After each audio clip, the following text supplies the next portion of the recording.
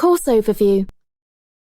After studying this course and successfully completing the assessment, you should be able to understand the concepts of child vulnerability, child protection, and significant harm to enable recognition of the signs of vulnerability and an appreciation of child protection issues.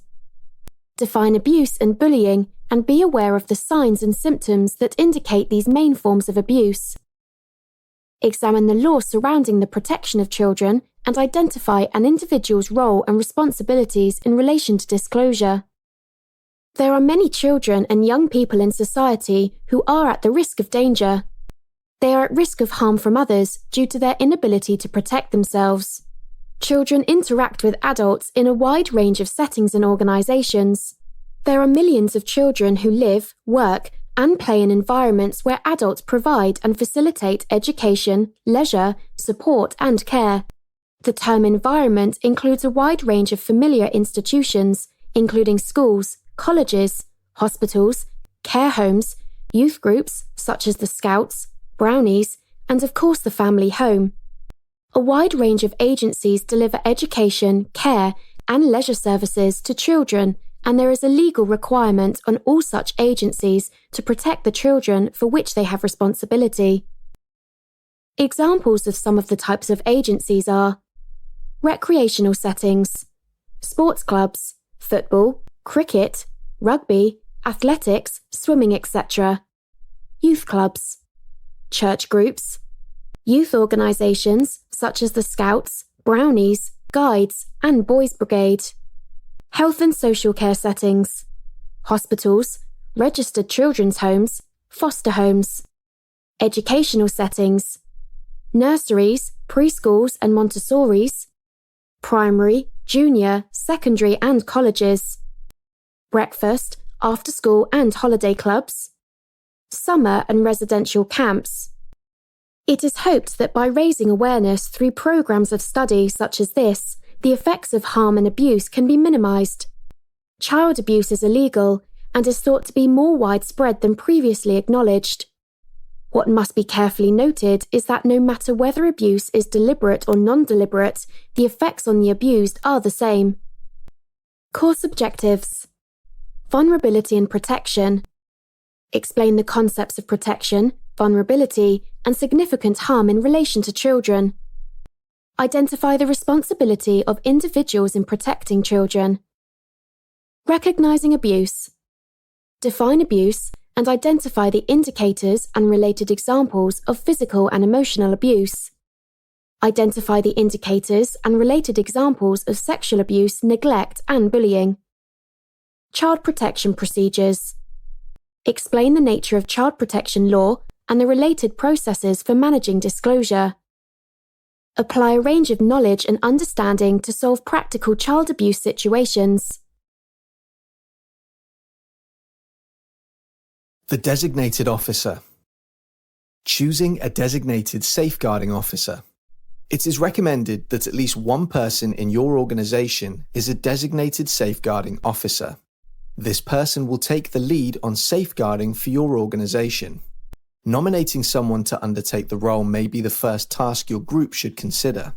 The person chosen should be someone with authority in the group, such as a manager or team leader, a paid member of staff if possible, have a disclosure and barring service (DBS) check, have at least 2 references which are followed up. You may wish to consider appointing a deputy in case of sickness or leave. Responsibilities. The designated safeguarding officer are the first point of contact for all staff and volunteers to go to for advice if they are concerned about a child. This may also need to be out of hours, so staff and volunteers should always know how to contact them, or you can also appoint a deputy. They have a higher level of safeguarding training and knowledge than the rest of the staff and should have completed a level 3 in safeguarding. They are responsible for ensuring that their organization's safeguarding policy is kept up to date and complete the Section 11 audit tool every 2 years. They ensure that they comply with safe recruitment procedures for new staff members and their induction, ensuring all key staff are trained to level 2 and support staff to level 1 minimum. They support staff to assist in information regarding concerns, and support decision-making about whether staff concerns are sufficient enough to notify children's social work services or whether other courses of action are more appropriate. They make formal referrals to the duty and advice team. They ensure that concerns are logged and stored securely. They have joint responsibility with the management committee or board of trustees to ensure that the organization's safeguarding policy and related policies and procedures are followed and regularly updated. They are responsible for promoting a safe environment for children and young people. They know the contact details of relevant statutory agencies, e.g., Children's Social Work Services, CSWS, police, local Safeguarding Children Board, and the local authority designated officer, LADO, or appropriate authority figure for allegations against staff. It is not the responsibility of the designated safeguarding officer to decide whether a child has been abused or not. That is the responsibility of investigative statutory agencies such as Children's Social Work Services or the police. However, keeping children safe is everybody's business, and all staff should know who to go to and how to report any concerns they may have about a child being harmed or at risk of being harmed. If you are the designated safeguarding officer for your organization, we recommend that you register with your local safeguarding board to ensure that you are kept up to date with all the latest safeguarding information from the board and details of events and training. Conceptions. One of the key issues when trying to understand the protection of children is that of significant harm, which is viewed by the courts as being the limit that justifies compulsory intervention into family life to protect the child's safety and well-being.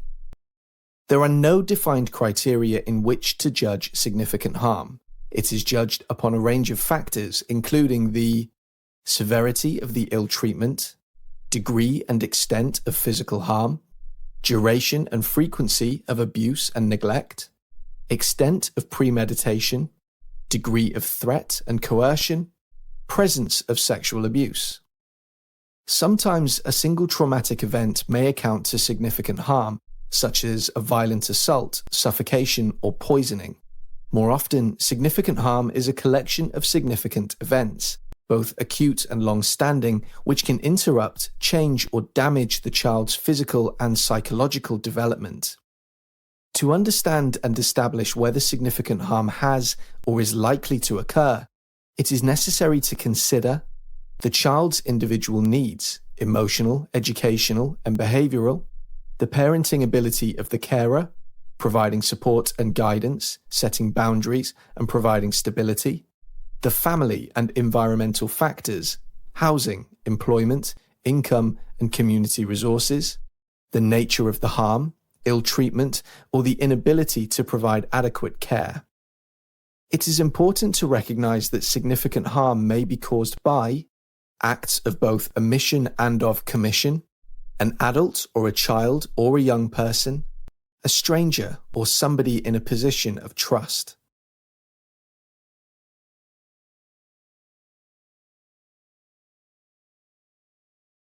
Influencing factors.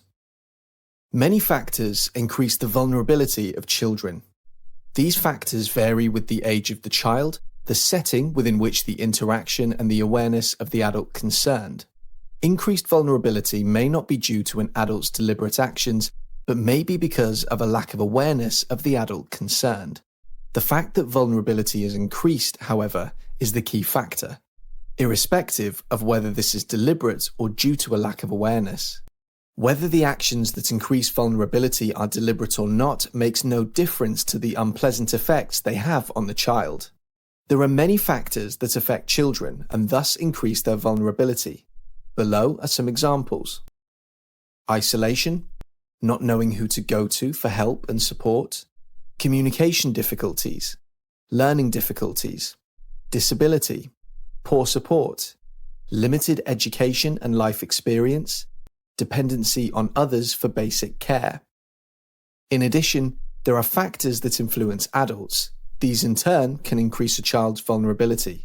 Some examples are denial that anything is wrong, For example, a parent not accepting that another family member could be increasing a child's vulnerability.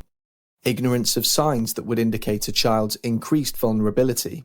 The vulnerability cycle. The majority of adults that increase a child's vulnerability were probably vulnerable children themselves. The protection. The protection of children starts with the early recognition of vulnerability.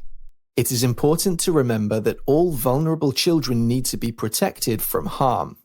The key factor in the protection of vulnerable children is the recognition of the signs of abuse and neglect. A change in the child's behavior is often an early sign that something is wrong. The presence of a single change in behavior does not prove the existence of abuse or harm. However, when such behavioral changes appear repeatedly or in combination, the situation must be examined more closely and the possibility of harm or abuse considered. Child protection is everyone's business because of the shocking consequences abuse has on children of all ages and the damage it causes to adult survivors for the rest of their lives. It causes a great deal of anxiety to the victim and the other people involved. If there is a suspicion that a child is being harmed, reporting the suspicions may protect the child. The following are examples of behavioral signs that may signal the presence of abuse, harm, or neglect. Nightmares, trouble sleeping, fear of the dark or other sleeping problems. Extreme fear of monsters. Loss of appetite or problems with eating or swallowing.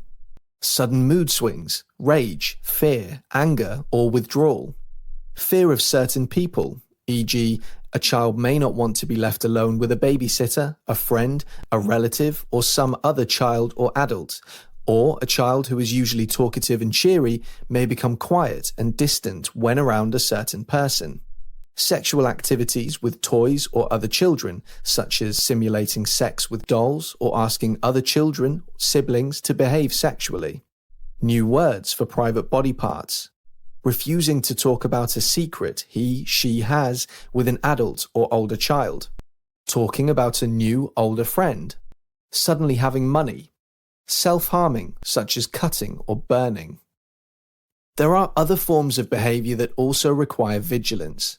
When an abuser and an abused child are together, then the abuser often displays certain behaviors. Any one of these in isolation is not a sign of child abuse. However, when such behaviors appear repeatedly or in combination, the situation must be examined more closely and the possibility of child abuse considered.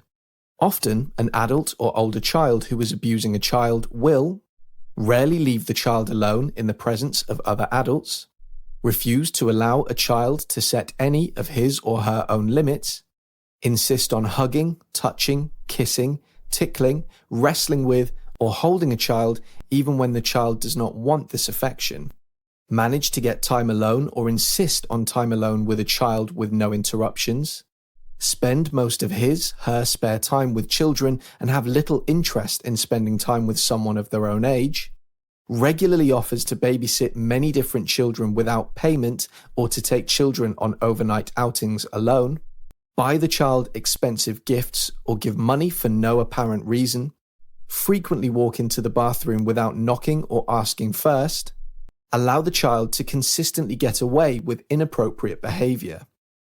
Through being aware of the warning signs, adults can be far more aware of the possibility of harm, abuse, or neglect. Whenever the signs are recognized, the adult must respond and ensure protection for the child. Organizations should have a set of procedures in place to ensure that all children get the appropriate level of protection from harm to meet their needs.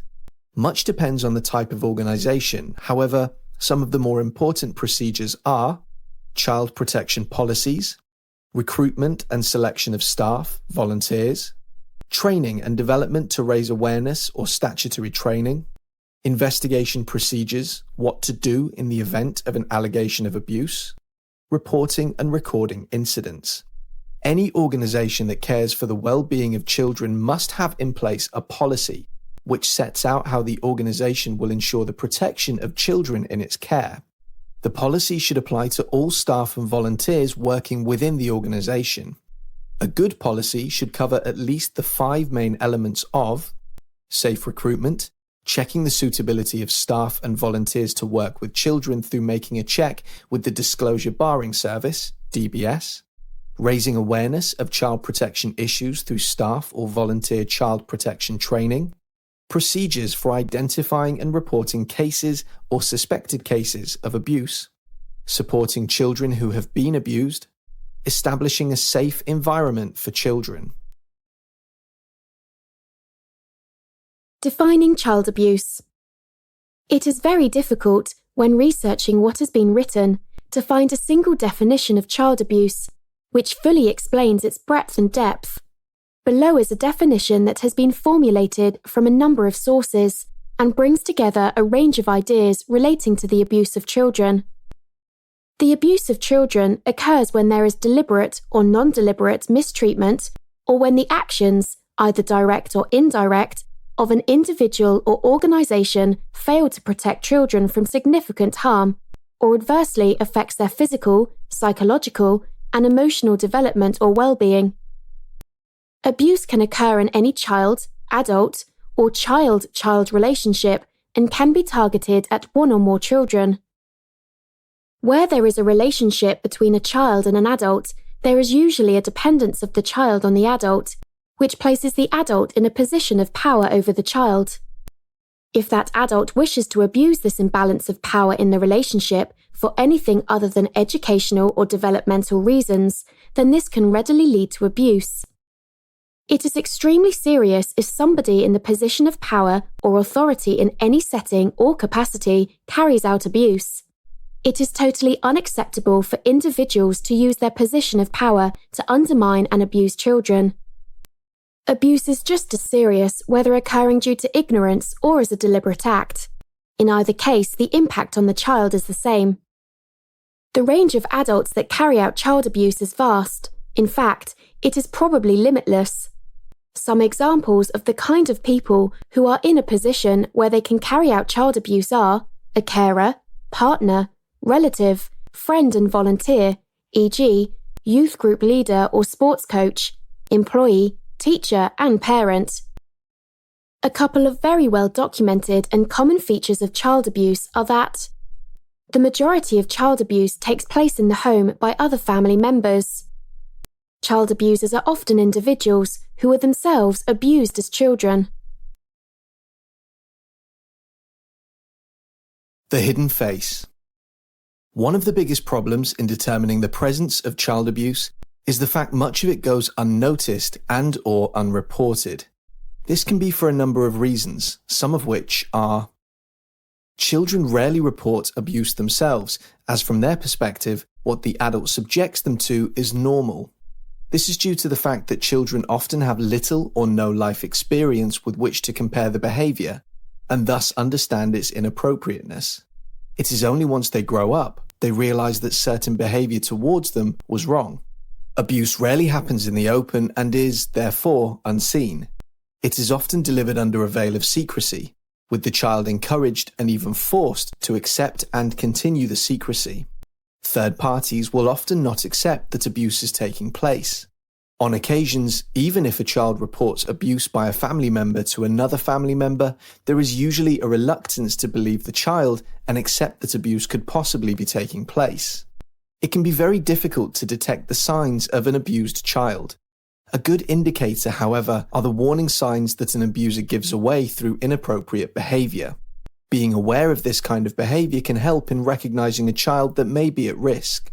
While not all abusive adults will show the same behaviour signs or display similar tendencies, if several behavioural warning signs are present, there is a strong chance that abuse may be taking place.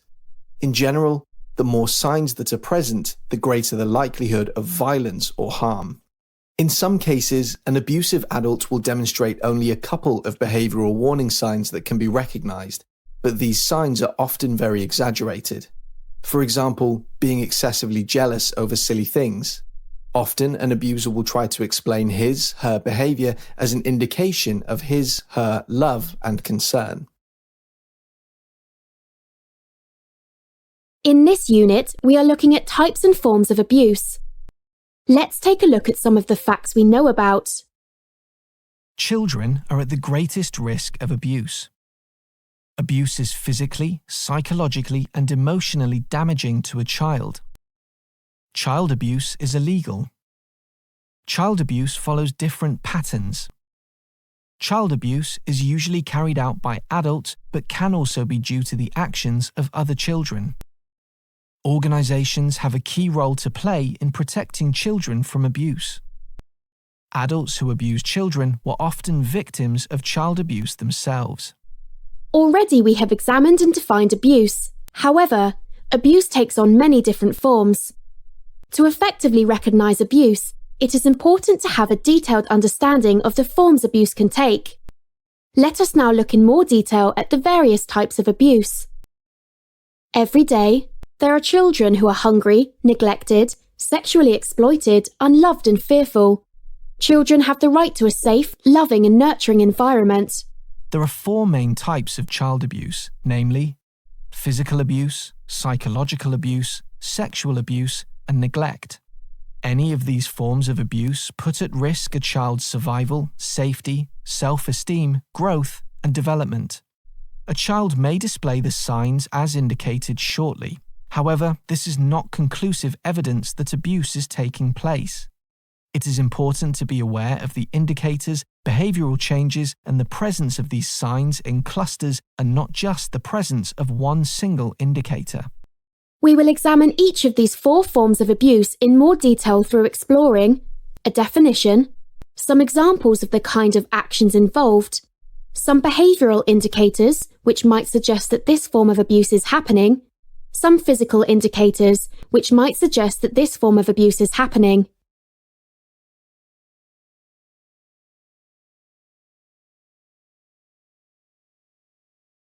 We will now take a closer look at physical abuse. The definition of physical abuse is the physical ill treatment which may or may not cause injury or discomfort, but which will harm or damage the health, emotions, well-being, or development of the child. Some examples are punching or hitting, shaking or pushing, poisoning, smothering, force-feeding, burning or scalding. Behavioral indicators are inconsistent explanation for an injury, says cannot remember how any injury occurred, wary of adults, flinches if touched unexpectedly, extremely aggressive or extremely withdrawn, feel that they deserve to be punished, apprehensive when others cry, frightened of parents, afraid to go home. Physical indicators are any injury not fully explained by the explanation given, injuries inconsistent with a child's normal play or daily routine, unexplained bruising and or cuts on face, lips, mouth, body, arms, back, buttocks, thighs. Clusters of injuries forming regular patterns or reflecting the shape of an instrument. Burns, especially on soles, palms or backs. Burns for immersion in hot water, friction burns, rope or electric appliance burns. Marks on the body, including slap marks, finger marks. Injuries at different stages of healing. We will now take a closer look at emotional abuse. What is emotion? In order to define emotional abuse, we first need to be clear what is meant by the word emotion. An emotion can be a pleasant or an unpleasant mental state, which happens as a response to external factors, which can be enjoyable or unpleasant. In general, however, an emotion develops subconsciously. Examples of an emotion are feelings of agreement, anger, certainty, control, disagreement, disgust, disliking, embarrassment, fear, happiness, hate, interest, liking, love, sadness, shame, surprise, and uncertainty. In relation to child abuse, the emphasis is usually on the more negative emotions. A definition is Emotional abuse is a pattern of behavior that attacks the child's confidence, sense of worth, and trust in their own judgments. Constant criticism and mocking, by threats or disguised as guidance, teaching, or advice, can lead to emotional abuse. The emotionally abused child loses all sense of importance and personal value. Emotional abuse strikes at the very heart of the child, creating scars that may be far deeper and more lasting than physical ones. Through emotional abuse, the insults, insinuations, criticism, and accusations slowly eat away at the child's self-esteem until he/she is incapable of judging a situation logically. The child becomes so low emotionally that he/she often blames him/herself for the abuse. Emotionally abused children can become so convinced that they are worthless that they believe that no one else cares for them or loves them. Some examples are lack of interest in or concern for the child, giving them the feeling that they are worthless or unloved, unwanted, rejected. Imposing age-inappropriate actions or expectations. Preventing the child participating in normal routines. Preventing the child from playing with other children. Hostility. Children frequently feeling threatened, frightened, intimidated, or in danger. Overuse of bad language. Shouting and developing a culture of fear and rejection. Some behavioral indicators are depression, withdrawal or aggressive behavior, excessively compliant, too neat and clean, habit disorder, sucking a thumb, biting, rocking, etc., learning disorders, sleep disorders, unusual fearfulness, obsessive-compulsive behavior, phobias, extreme behavior, suicide attempts, developmental delays. Some physical indicators are changes in appetite and nausea, headaches, bedwetting, habit disorders, sucking a thumb, biting, rocking, etc. We will now take a closer look at neglect. The definition of neglect is the withholding of or failure to provide, whether intentional or unintentional, the help, care or support necessary for a child, resulting in the serious impairment of the child's health or development. Neglect includes a failure to intervene in dangerous situations. Neglect often does not have obvious signs. The effects of neglect are more emotional and may affect the child's normal or expected development. Some examples are substance misuse by a mother during pregnancy, can include smoking, alcohol, and drugs. Provision of inadequate food, clothing, and/or shelter. Being excluded from home or abandoned. Inadequate protection or not responding to emotional needs. Inadequate supervision, leaving a child alone at home. Poor access to proper medication or care. Lack of encouragement to develop and grow. Refusing access to play with other children. Some behavioral indicators are frequent absence from school, inappropriate acts or delinquent behavior, abuse of alcohol, drugs, begging, stealing food, seeks inappropriate affection and attention, mature for their age. Some physical indicators: poor hygiene, no energy, pale color, dirty, scruffy or torn clothing, inappropriate clothing for the weather, injuries or medical problems that are untreated, consistent lack of supervision, underweight, poor growth, failure to thrive, constant hunger. We will now take a closer look at sexual abuse. A definition is: sexual abuse occurs when a child or young person is pressurized, forced, or tricked into taking part in any kind of sexual activity with an adult or young person. This can include kissing, touching the young person's genitals or breasts, intercourse or oral sex. Encouraging a child to look at pornographic magazines, videos, or a sexual act is also sexual abuse. This form of abuse is often something that the child will not understand, particularly in the younger stages of development, or be aware of, which may lead them to see this form of abuse as normal.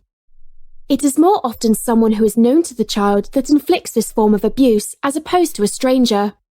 Some examples are prostitution, physical sexual contact, involving the child in looking at sexual images, watching sexual activities, encouraging children to behave in a sexually inappropriate way, rape, inappropriate touching, exposing genitalia, possibly encouraging the abused person to touch. Some behavioural indicators are sexual knowledge or play inappropriate to age, sophisticated or unusual sexual knowledge, poor peer relationships, delinquent or runaway, change in performance in school, sleeping disorders, aggressive behaviours, self-abusive behaviours, self-mutilation. Some physical indicators are unusual or excessive itching in the genital or anal area, stained or bloody underwear, pregnancy, injuries to the vaginal or anal areas, venereal disease, difficulty in walking or sitting, pain when urinating, vaginal penile discharge, excessive masturbation, urinary tract infections, presence of love bites.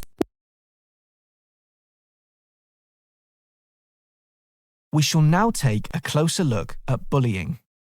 Bullying is often not viewed as a form of abuse, but is associated with growing up. A definition of bullying is the purposeful intention to use violence, the threat of violence, or intimidation to hurt another person in either a physical, psychological, or emotional way, which will cause pain and suffering to the person being bullied. Another child, group of children, or an adult may carry out bullying. Whilst not officially classed as a form of abuse, it is often seen as a symptom of a culture where abuse goes unchallenged. Bullying affects thousands of children every year and can happen in the community, at home, in schools, or via the internet. There are even reports of bullying through the use of telephones, email, and text messaging. To fully appreciate all the issues surrounding child abuse, it is important to understand the issue of bullying and to have a clear understanding of the reasons why some children are bullied and why some are bullies. Through the recognition of the signs of bullying, individuals will be better equipped to protect children and young people from its effects. Bullying is often described as having three main characteristics, namely that it occurs over time and is generally repetitive but may also be a single aggressive act, involves an imbalance of power, the powerful attack the powerless, which may be an individual or a group, can be psychological, verbal, physical, or emotional in nature. The outcomes of bullying are devastating and can have long-term effects. We have all seen reports in the newspaper and on television where children and young people have taken their own lives because they could not cope with being bullied.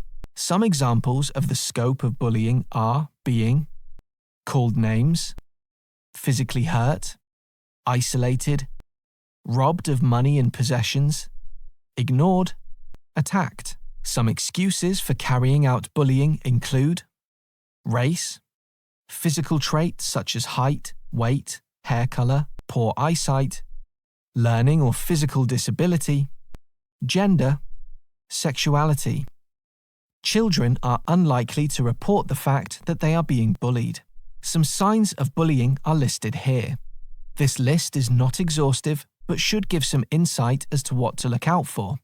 The bullied child will often not want to go to school, become withdrawn or upset, flinch when the telephone rings or if someone raises their voice, start to steal money to give to the bullies, lose possessions to the bullies. Schools and institutions should have an anti-bullying policy. However, it is hard to implement due to the secretive way in which it is carried out. There is a range of policy and government publications which provide information. Some examples are Don't Suffer in Silence, DFES, National Minimum Standards for Residential Childcare. We shall now look at the support for LGBT+ people. Supporting lesbian, gay, bisexual, transgender children and young people or those questioning their sexuality. Numerous young people, whether lesbian, gay, bisexual, transgender, and those questioning their sexuality have difficult experiences when they reveal their sexual orientation or identity, but there is support available. Offering support to LGBT+ groups, clubs, and many different organizations in their efforts to help parents and families understand and accept. Useful definitions taken from glaad.org are: bisexual, physically, romantically, and/or emotionally attracted to men and women. Coming out, people forge a lesbian, gay, bisexual, or transgender identity first to themselves and then may reveal it to others. Publicly identifying one's orientation may or may not be part of coming out. Gay, used to refer to a male or female whose sexual orientation is attraction to persons of the same sex and/or gender. Lesbian, a woman whose enduring physical, romantic, and/or emotional attraction is to other women. Heterosexual, used to describe people whose enduring physical, romantic, and/or emotional attraction is to people of the opposite sex, also known as straight. Homophobia, used to refer to a range of negative attitudes and feelings towards lesbian, gay, and in some cases bisexual, transgender people. Homosexual, outdated clinical term considered derogatory and offensive by many gay and lesbian people. Transgender, term for people whose gender identity differs from what is typically associated with the sex they were assigned at birth. Transsexual, appearing as, wishing to be considered as, or having undergone surgery to become a member of the opposite sex. Plus, is an inclusive way to represent all the other groups of sexual and gender expressions outside of traditional norms, including non-binary, intersex, and those questioning their gender identity or sexual orientation. It is vitally important that children get support and have opportunities to discuss issues in what can be a difficult time in their life. Understanding and supportive parents, carers, and other family members, as well as additional peers, groups, etc., is critical. Despite some of the potential challenges, it is important to remember that for many young, lesbian, gay, bisexual, and transgender people, it can also be a very exciting stage in their lives. Many children and young people will generally know that they are lesbian, gay, bisexual, or question their sexuality or gender identity from a young age. A large number don't tell anyone until they are older. This is mainly because they are scared and worried about others' perceptions of LGBT+ people. This gap between initial questioning of their identity and starting to accept it can leave a window of time when young people can suffer with lower self-esteem, depression, isolation, etc. Changes in legislation over recent years has ensured that in many areas of life, such as education, health, the workplace, sport, and many other day-to-day activities, LGBT+ people should enjoy and can demand the same rights as everybody else. Despite the new laws, many people still hold grudges against anyone who is perceived as different and demonstrate discriminatory attitudes or behaviors. The changes to the law mean that groups have a responsibility to provide services and support all children and young people, including those who are lesbian, gay, bisexual, or transgender. There are things that you can do to help make sure LGBT+ children feel included and valued in the group, as well as identifying and challenging homophobic bullying. Providing support for LGBT+ children and young people. LGBT+ specific services aim to improve outcomes for LGBT+ young people and ensure that they receive the same entitlements and quality of service as any other service user in a safe environment. All settings should aim to provide an environment where LGBT+ young people are free to just be themselves and to experience acceptance from adults and other young people. Providing accessible and welcoming information for LGBT+ young people embraces diversity and creates an environment where everyone should feel valued and LGBT+ young people have their needs fully considered without encountering prejudice or homophobia. Good practice for working with LGBT plus young people. Many groups already work with a wide range of children and young people from different backgrounds and with different needs. Ensuring that their services more effectively meet the needs of LGBT plus young people is another element of this. Considering and implementing the issues listed below will help your organization work towards best practice and allow LGBT plus young people to feel safe and supported in and by the services they use. The organization treats everyone with respect and fully implements equal opportunities and tackles homophobia in the same way as racism, sexism, and other forms of discrimination. Anti-bullying policies consider LGBT plus issues and are visible within the organization. The images the organization presents and displays reflect LGBT plus diversity. Practices are open and inclusive and do not automatically assume that everyone is heterosexual. Mainstream services are available to everyone. Positive action is taken to attract a representative group of young people to attend. The service undertakes sensitive monitoring of sexuality. Staff have LGBT plus awareness training and understand the needs and vulnerabilities that LGBT plus young people have. Staff teams reflect the diversity in the community in terms of sexuality as well as race, gender, religion, ability, age, etc.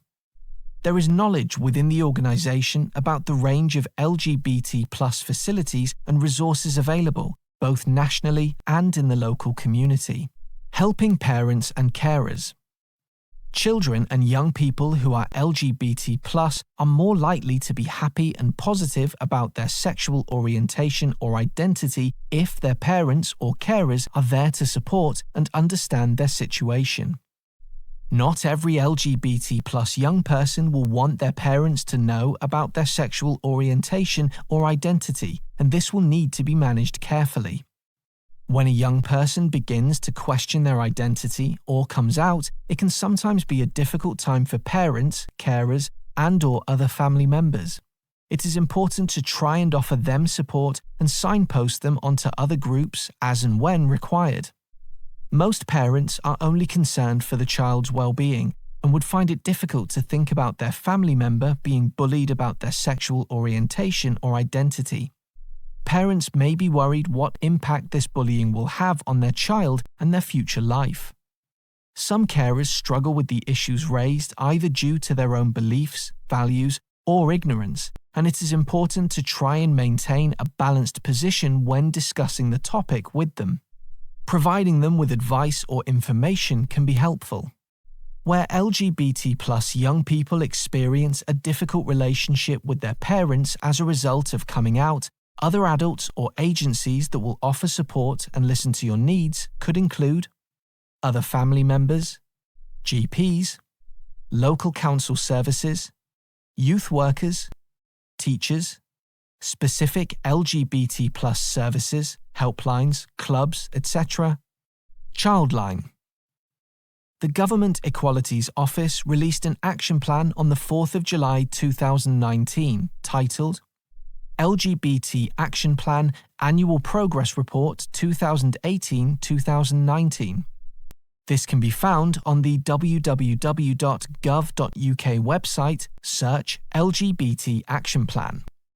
The government stated that, in July 2018, the government published the LGBT Action Plan.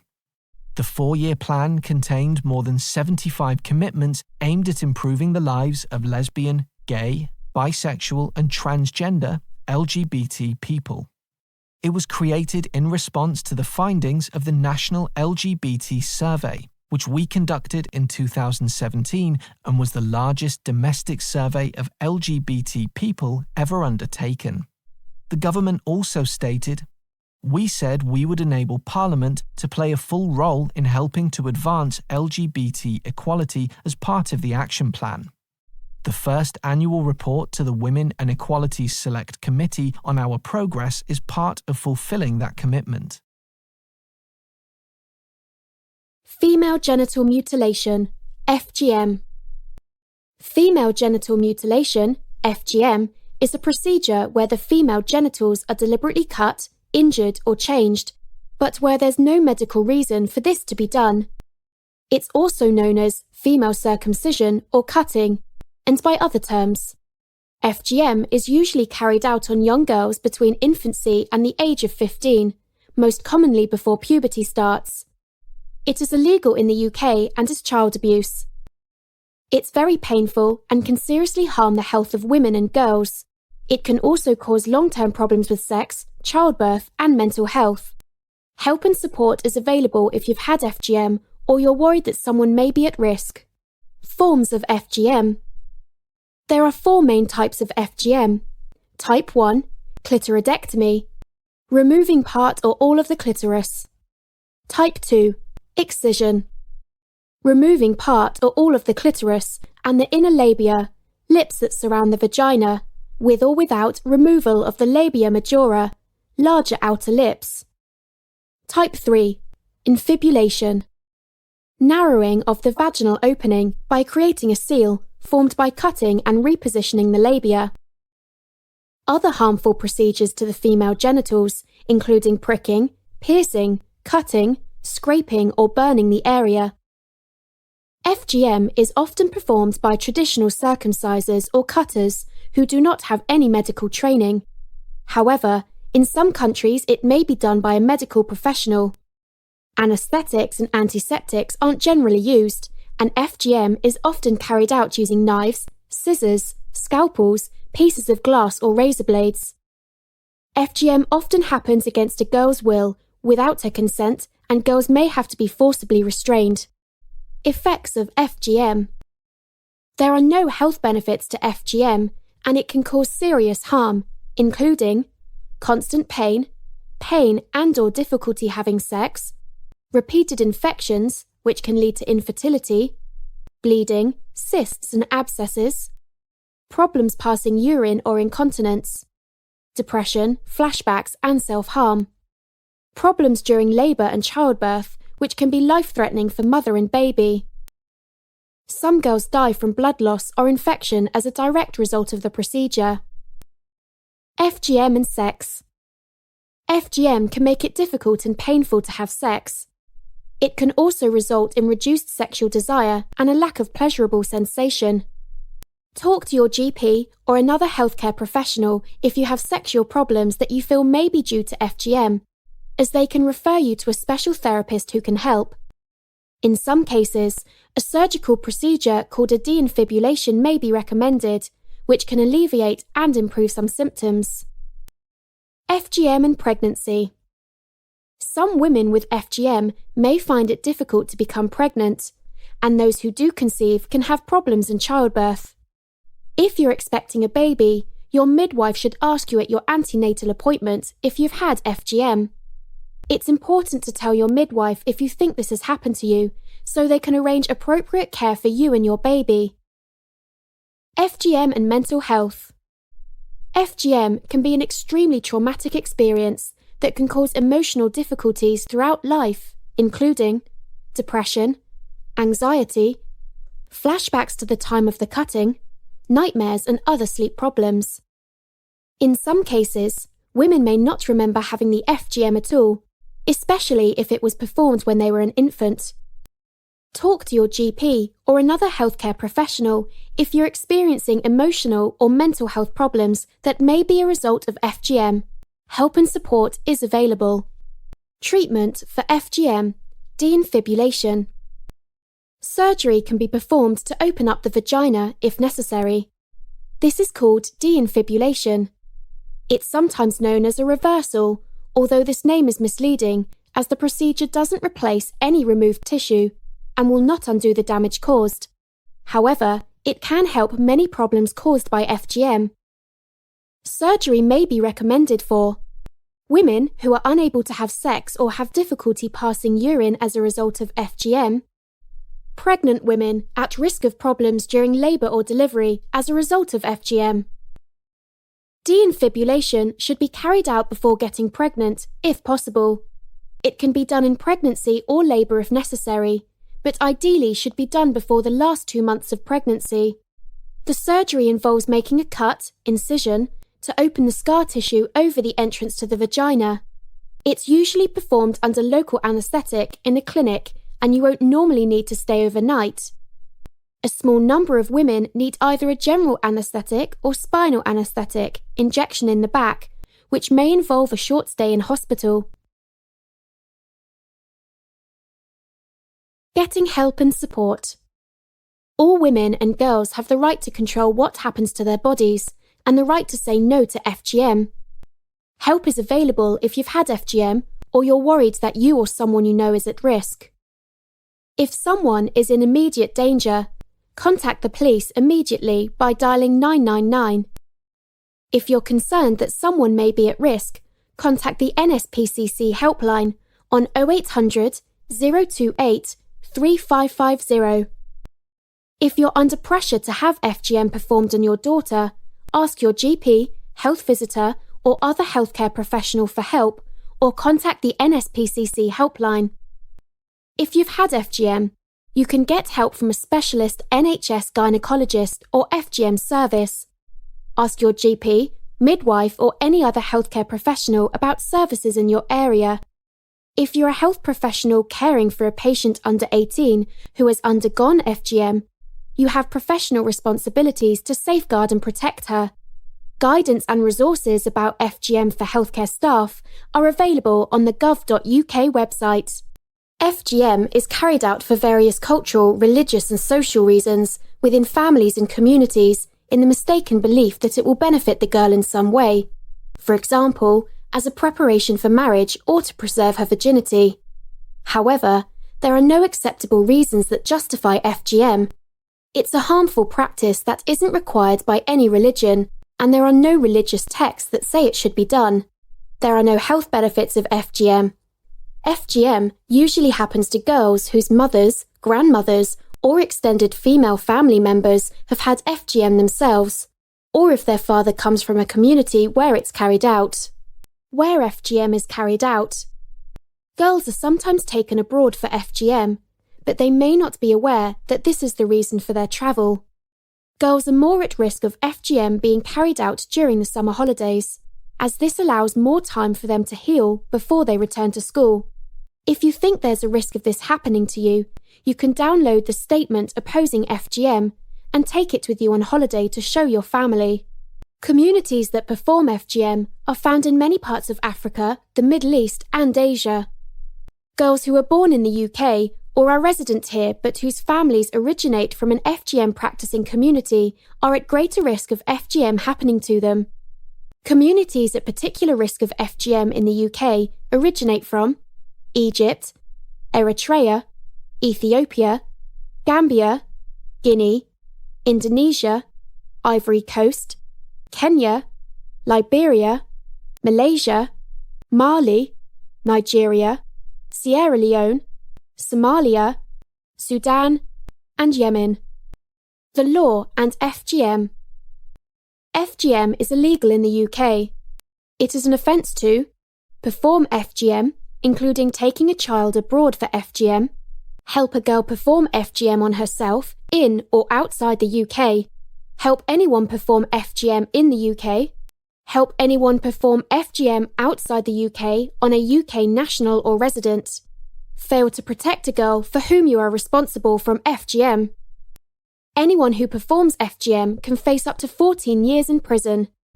Anyone found guilty of failing to protect a girl from FGM can face up to 7 years in prison. Download the statement opposing FGM. The summer holidays are when many young girls are taken abroad, often to their family's birth country, to have FGM performed. The FGM statement, also known as the FGM Health Passport, highlights the fact that FGM is a serious criminal offence in the UK. If you're worried about FGM, print out this statement, take it abroad with you and show it to your family. Keep the declaration in your passport, purse or bag and carry it with you all the time.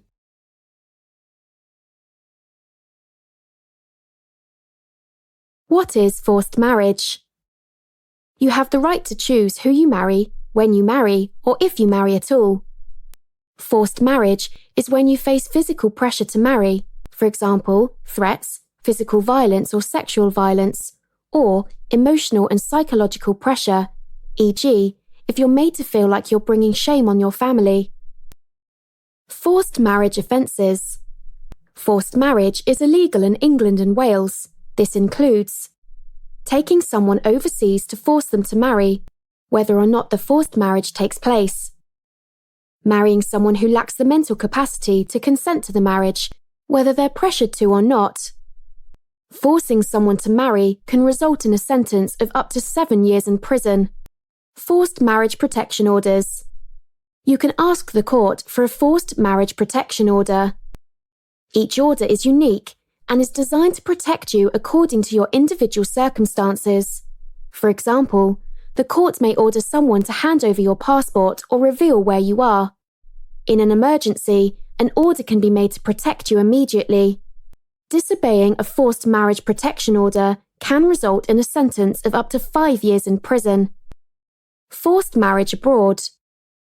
Contact the FMU, Forced Marriage Unit, if you think you're about to be taken abroad to get married against your will. Contact the nearest British embassy if you're already abroad. If someone you know is at risk. Contact the FMU, Forced Marriage Unit, if you know someone who's been taken abroad to be forced into marriage. Give as many details as you can, for example, where the person has gone, when they were due back, when you last heard from them.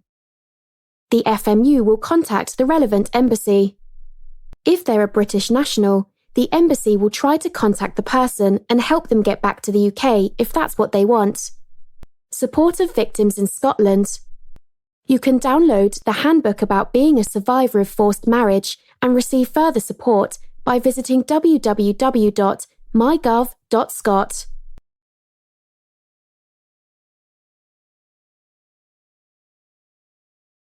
We shall now take a look at the Prevent Duty, Department Advice for Schools and Childcare Providers. This is departmental advice from the Department of Education. This advice is non-statutory and has been produced to help recipients understand the implications of the Prevent Duty. The Prevent Duty is the duty in the Counter-Terrorism and Security Act 2015 on specified authorities, in the exercise of their functions, to have due regard to the need to prevent people from being drawn into terrorism.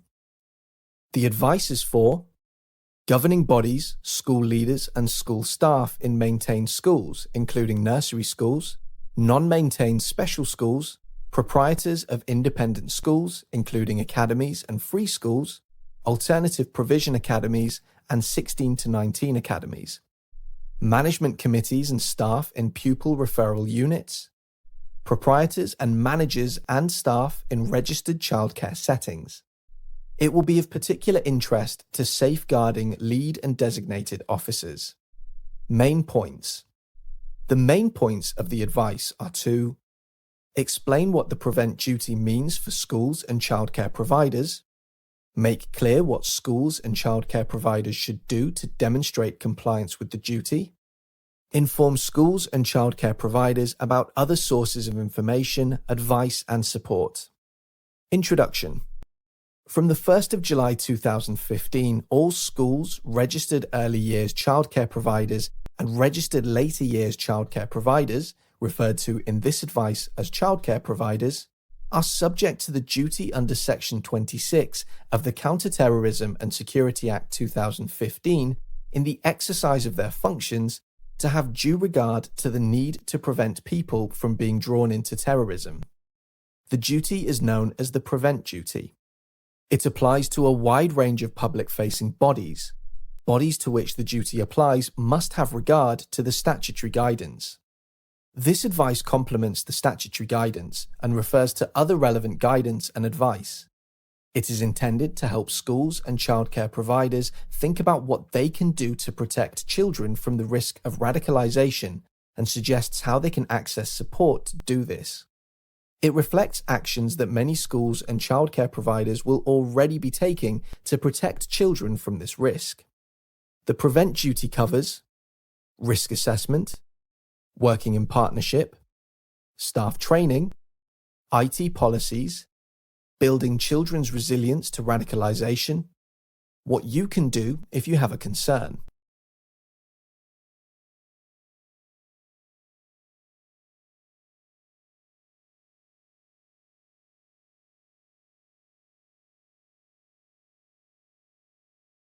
We shall now look at child protection law. There are a number of key laws in the United Kingdom designed to protect children from harm or abuse. Following is a brief summary of these laws, which explains how they help to protect children. Child protection legislation has been established with the main aim of safeguarding children from harm. The legislation prevents unsuitable people from working with children in any capacity, whether paid or unpaid. In addition, the legislation ensures that people with responsibilities for the health, safety, education, and well-being of children are trained in understanding their responsibilities in relation to the requirements of the law and have a duty of care to ensure their protection. The Children Act, 1989. This is the key piece of legislation and, as it stands today, has been developed over many years as a result of an increase in allegations about abuse and neglect. The Act replaces all previous child protection legislation and provides a framework for the protection and safeguarding of children. Central to it is the concept that all children have the right to live a life free from abuse and harm, and that those individuals who have a responsibility for children's care and welfare have a duty to protect them. At the heart of this legislation is the idea of what is best for the child, and that this is of more importance than what the parent or carer wants for the child. Care and supervision orders. A key part of the Children Act 1989 is orders. These are rulings on specific issues and can only be made by the courts. An example is a care order, which is imposed by the courts and places a child under the care of a local council. The local council then shares parental responsibility for the child with the parents, making most of the important decisions about the child's upbringing, such as where they live and how they are educated. Supervision is similar, however, the key difference is that these orders do not remove the child from the home, but instead provide additional supervision of the child by the local authority. There are a large number of orders, all with the specific purpose of protecting the child from harm or abuse. The Children Act, 2004. The government's Green Paper, Every Child Matters, led to the introduction of the Children Act in November 2004. The Children Act, 2004, created the legal framework to establish the direction for a program of change in the delivery of services that support children, young people, and their families. The legislation builds on the Children Act 1989, but does not change it. It requires local authorities to use a multi-agency approach to assist in the protection of children, making the shared experience more extensive and cost-effective. It works because different organizations consider different issues, which ensures that through working and communicating together, they do not miss information or evidence that could allow abuse to go undetected. The Act refers to the term well-being, which specifies 5 outcomes. These outcomes specify the areas of a child's well-being that are considered important, mainly that the child is healthy, safe, able to enjoy and achieve, can make a positive contribution, has economic well-being. The Vetting and Barring Scheme. From 12th of October 2009, the 2 former barred lists of POCA, Protection of Children Act, and List 99, see below, were replaced by a single new list, the ISA Barred List. This was created by the new Vetting and Barring Scheme, which is maintained and managed by the Independent Safeguarding Authority, ISA. This new body is completely independent of government. The purpose of this list is to identify adults who have been deemed unsuitable to work with children in any capacity. The ISA Barred List records the names of individuals who are considered unsuitable to work with children both within an educational and non-educational setting. Prior to the creation of the ISA Vetting and Barring Scheme's barred list, the 2 previous lists were: the POCA list recorded all adults considered unsuitable to work with children in a non-educational setting, such as, for example, youth workers and sports coaches. List 99. This recorded all adults, both teaching staff and non-teaching staff, considered unsuitable to work with children in an educational setting such as schools and colleges. All organizations, both educational and non-educational working with children, are required to check the ISA barred list before employing individuals. In addition, these organizations are required to add to the list anyone that fulfills certain criteria, making them unsuitable to work with children. Sex Offenders Register. The Sex Offenders Register contains the details of anyone convicted, cautioned, or released from prison for sexual offense against children or adults since September 1997, when it was set up. The register, which is run by the police, is not retrospective, so does not include anyone convicted before 1997. In January 2006, there were around 29,000 people on the register in the UK. We will now take a look at protection and policies and procedures. Helping children to protect themselves. Helping children to protect themselves. How can we encourage children to protect themselves? Discussing stranger danger. Ensuring children understand clearly. Having uniformed services visit your facility and meeting the children. Providing, being positive role models. Group discussions. Supervision. Clear rules and boundaries. Keeping a clear view and understanding with reference to social media. Allowing children to challenge unwanted behaviour. Allowing children to share and discuss unwanted behaviour. Allowing children to be part of creating policies, i.e. for bullying. Can you think of a few more? Protecting yourself. Occasionally, people who work with children and who pose no risk find themselves in the middle of an inquiry facing serious allegations of child abuse. Although this is extremely rare, it is important for workers to maintain professional standards and to take steps that prevent the risk of false allegations. If you receive an allegation about a colleague or about yourself, immediately tell the person in charge or the child protection officer and follow the child-centered settings procedure. Write down the facts as you know them and give a copy to your line manager. Try to ensure no one else is placed in a position that could allow a child to make an allegation by reminding colleagues of their responsibilities regarding safe working practice with children. Protecting yourself. Do. Treat all children with respect and take notice of their reactions to your tone, voice, and manner.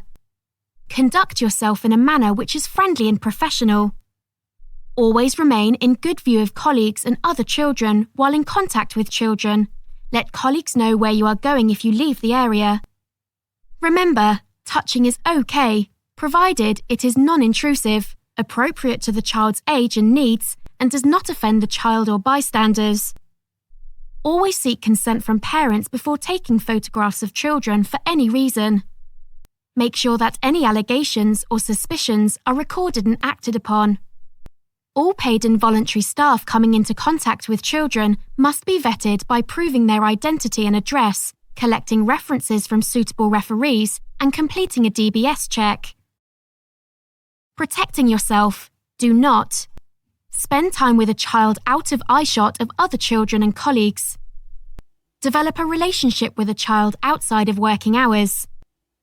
Even in an emergency, become alone with a child.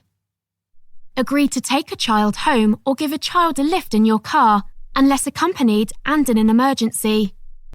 Touch a child in any way that could be considered intrusive or sexual or abusive. Make sexually suggestive comments to a child, even as a joke. Do things of a personal nature for a child that they can do for themselves, such as going to the toilet or changing clothes. Threaten a child or use language that is frightening. Policies and procedures clearly states who should be contacted in the event of a child protection concern, what action should be taken, such as full report made within 24 hours, what happens when a member of staff is accused of inappropriate practice, a definition of the 4 types of abuse, the fact that everyone has a responsibility to act on any concerns, a clear procedure to deal with bullying, An organisation cannot investigate child abuse. They must involve social services. Policy and procedures are the best protection you can have for your staff, the children in your setting, and begin at the recruitment with DBS checks and reference requests. This should be followed with a good staff induction that informs individuals of appropriate and inappropriate actions, good practice, and poor practice in the workplace. It should give clear guidance on the correct person to contact or action to take.